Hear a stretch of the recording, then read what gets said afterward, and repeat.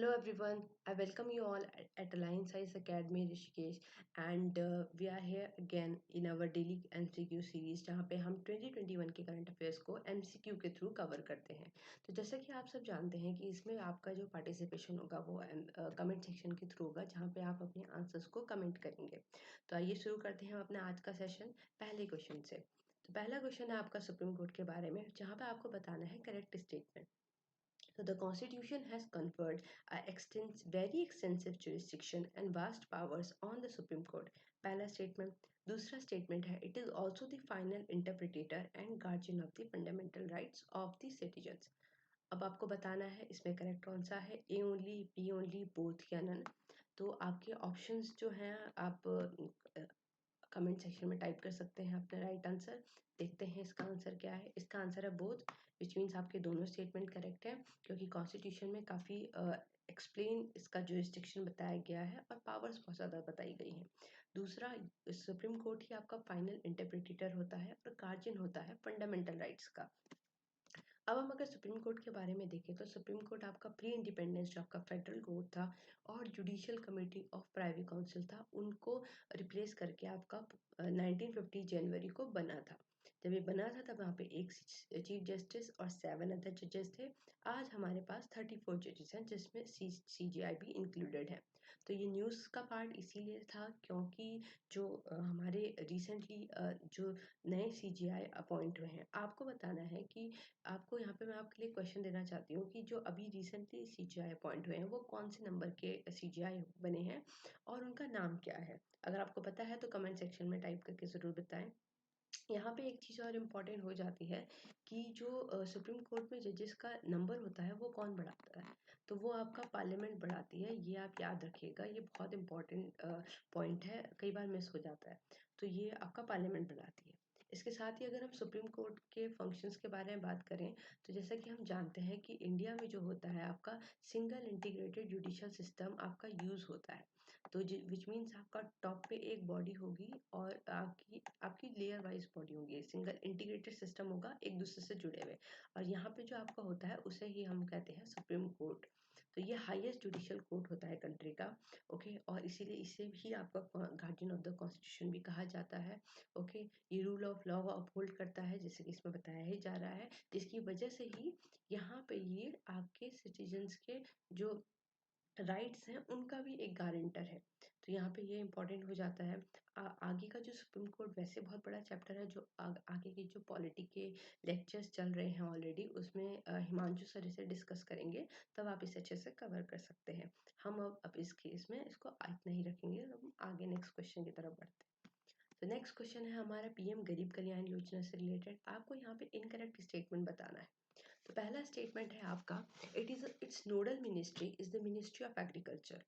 दूसरा स्टेटमेंट है the PM Garib Kalyan Yojana provided an opportunity to declare the unaccounted wealth and the black money in an confidential manner and avoid the prosecution after paying a fine of 50% on the undisclosed income.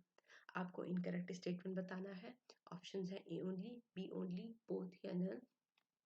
ध्यान दीजिएगा, काफ़ी important scheme है, लेकिन ये points ऐसे हैं कई बार जो हमसे मिस हो जाते हैं। तो देखते हैं इसका आंसर क्या है।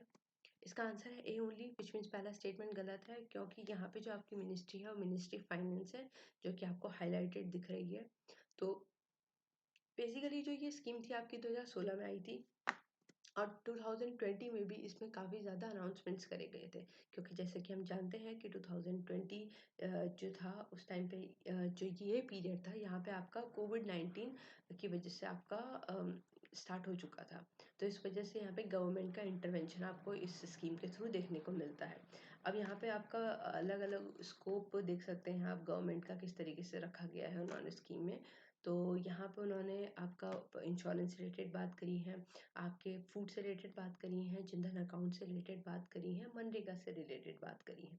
तो ये इंपॉर्टेंट हो जाता है। आगे के जो इस स्कीम के फीचर्स हैं वो आप इसको पढ़ सकते हैं, हम इसको यहाँ पे नहीं करते।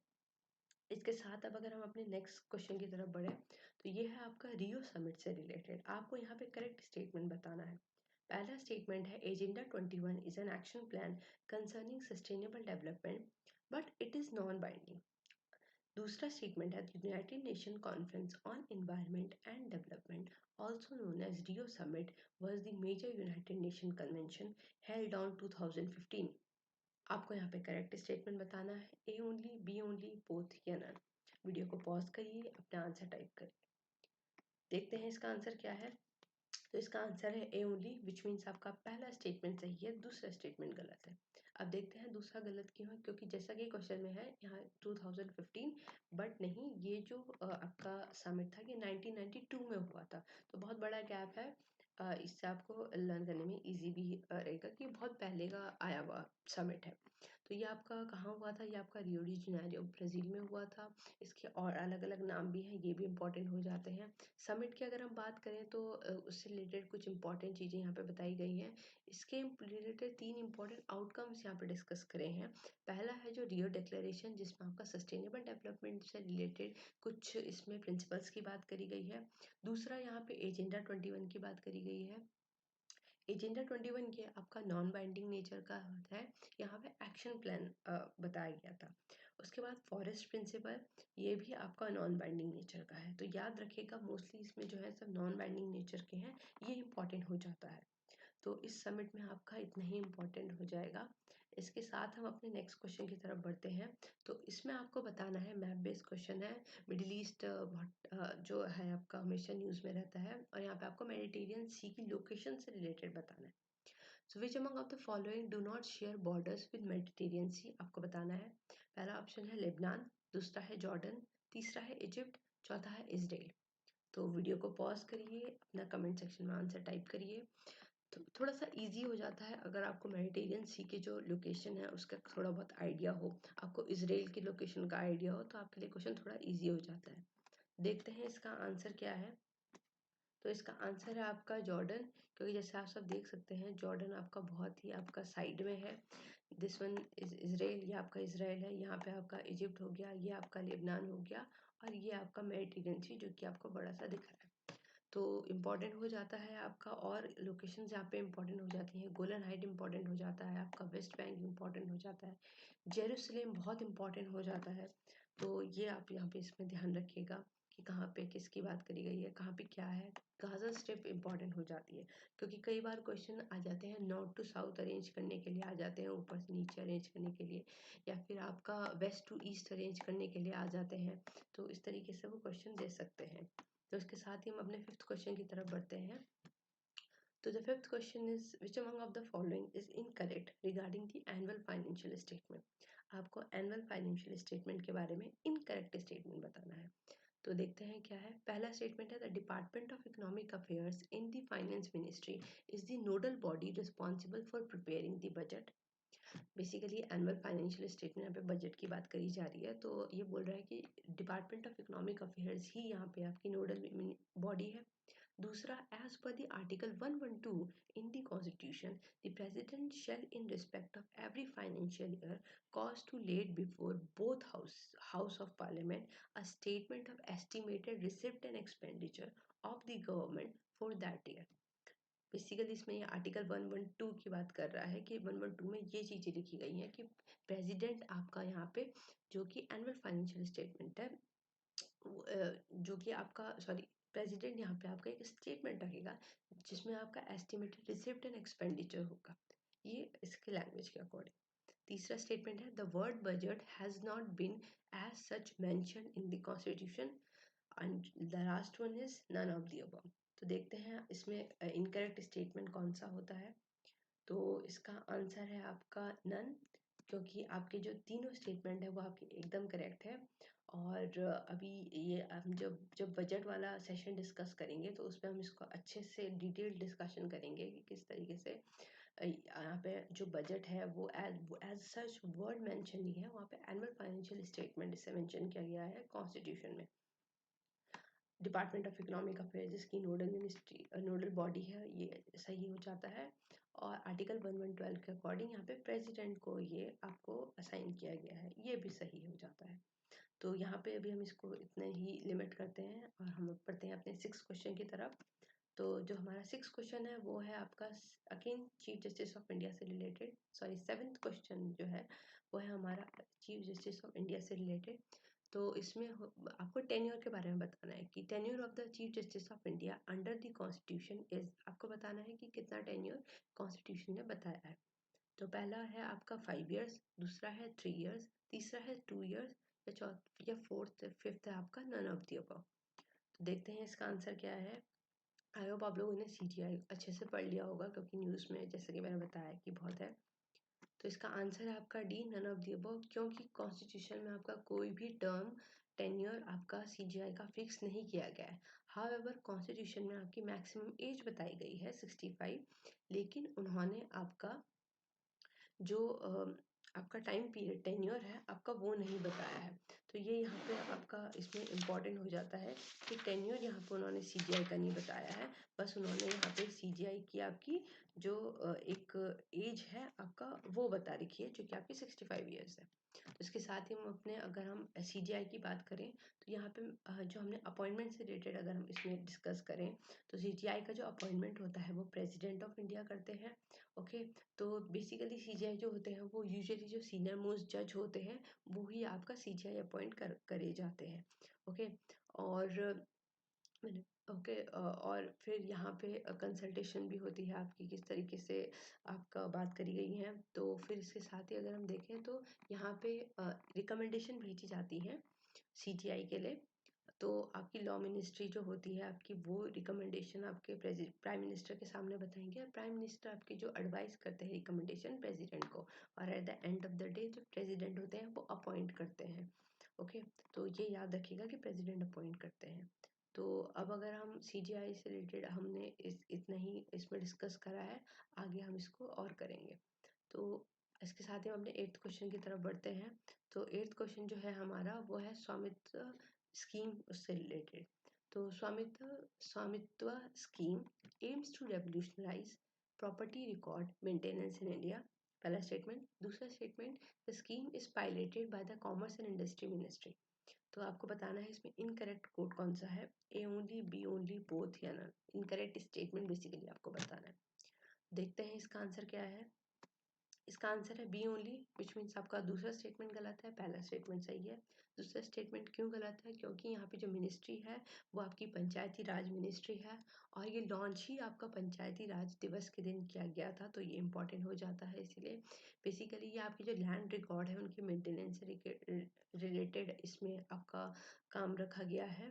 ओके, और इसमें जो होगा आपकी जो रेसिडेंशियल लैंड होगा विलेज का, उसको मेजर किया जाएगा ड्रोन्स के थ्रू, ताकि एक अनडिस्प्यूटेबल रिकॉर्ड यहाँ पे डेवलप करा जा सके। क्योंकि ओके, और इसके साथ ही इस स्कीम में इतना ही इम्पोर्टेंट है कि कौन सी बेसिकली जो क्वेश्चंस बनते हैं वो यहीं से बनते हैं कि कौन सी मिनिस्ट्री इस स्कीम को निकालती है और ये किस फील्ड में काम करेगी।